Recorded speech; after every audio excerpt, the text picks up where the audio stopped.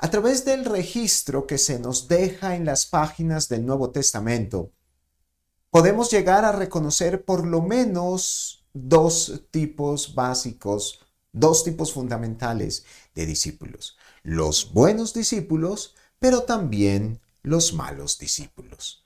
Sin embargo, existe información muy puntual, muy precisa y de mucho interés para nosotros, por medio de la cual podemos llegar a establecer los distintos tipos de discípulos que existen. Hoy quisiera comenzar esta lección tratando acerca de el primero de aquellos distintos tipos o clases de discípulos que se nos registran a través de la palabra de nuestro Señor. Bienvenidos a la lección del día de hoy. Por su gracia tierna. En Mateo capítulo 17 y entre los versos 14 al 21, el apóstol escribe lo siguiente. Cuando llegaron al gentío, vino a él un hombre que se arrodilló delante de él diciendo: Señor, ten misericordia de mi hijo, que es lunático y padece muchísimo, porque muchas veces cae en el fuego y muchas en el agua. Y lo he traído a tus discípulos, pero no le han podido sanar. Respondiendo, Jesús dijo: Oh generación incrédula y perversa, ¿hasta cuándo he de estar con vosotros? ¿Hasta cuándo os he de soportar? Traédmelo acá. Y reprendió Jesús al demonio, el cual salió del muchacho, y éste quedó sano desde aquella hora.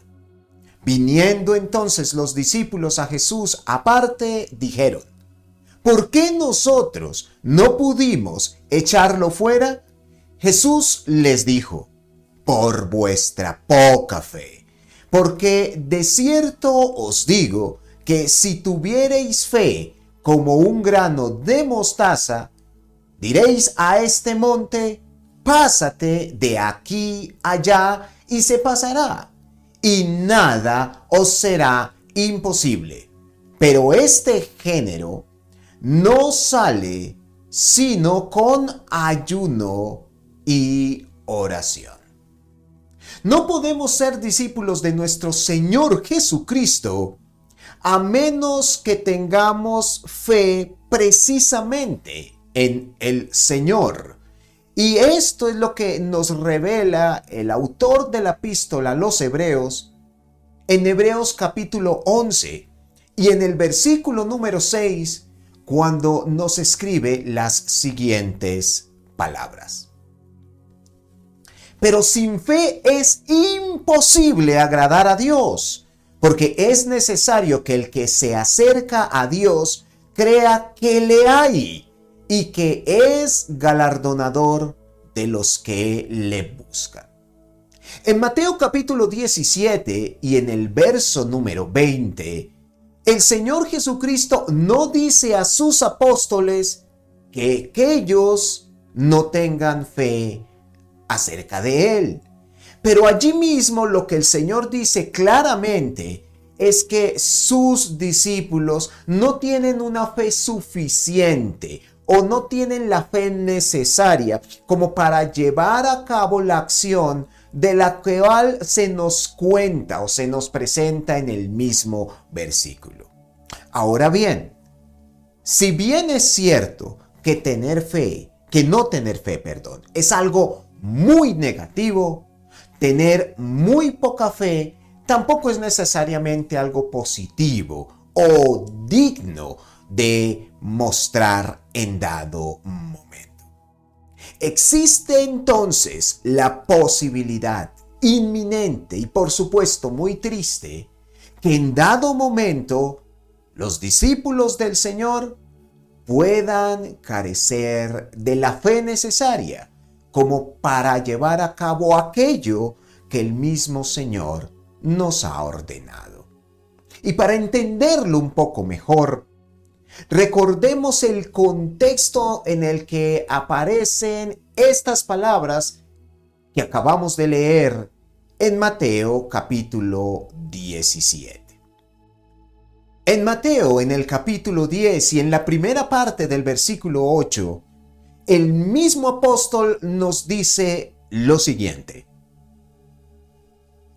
sanad enfermos, limpiad leprosos, resucitad muertos y echad fuera demonios.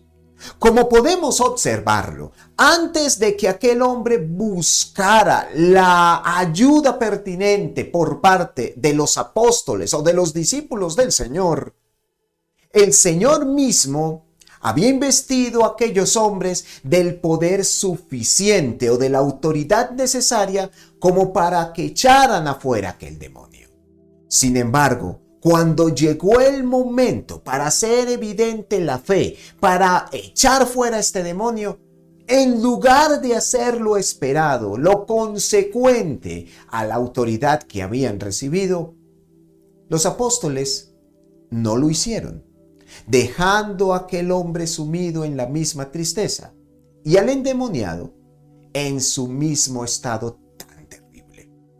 Esto mismo contrasta terriblemente, notoriamente, con el tipo de fe que, por ejemplo, nos muestra el centurión de quien se nos habla en el mismo libro de Mateo, en el capítulo 8 y entre los versos 5 al 10, donde el apóstol escribe lo siguiente: entrando Jesús en Capernaum, vino a él un centurión rogándole y diciendo: Señor, mi criado está postrado en casa paralítico, gravemente atormentado. Y Jesús le dijo: yo iré y le sanaré. Respondió el centurión y dijo: Señor, no soy digno de que entres bajo mi techo. Solamente di la palabra y mi criado sanará. Porque también yo soy hombre bajo autoridad, y tengo bajo mis órdenes soldados. Y digo a este: ve, y va, y al otro: ven, y viene, y a mi siervo: haz esto, y lo hace. Al oírlo, Jesús se maravilló y dijo a los que le seguían: de cierto os digo que ni aun en Israel he hallado tanta fe. Este centurión contrasta seriamente con los discípulos de Jesucristo, pues a diferencia de ellos, aquel hombre no tenía ni el mismo conocimiento doctrinal o de la ley, ni tampoco el mismo contacto que por otro lado sí tuvieron los discípulos del Señor. De otro lado, a diferencia de los discípulos de Cristo, aquel centurión no era un judío religioso, pero por el contrario era un hombre gentil y romano, alguien odiado por los mismos judíos. Y finalmente, a diferencia de aquellos discípulos, aquel centurión tenía una fe enorme, tenía una fe destacable. Los discípulos, por otro lado, tenían una fe muy pequeña, una fe limitada, una fe que no trascendía. Así entonces, es notorio, es claro del por qué el Señor Jesucristo alaba la actitud, o más bien la fe del mismo centurión, al decirle en Mateo capítulo 8, versículo 10, que ni aún en Israel Cristo mismo había hallado tanta fe.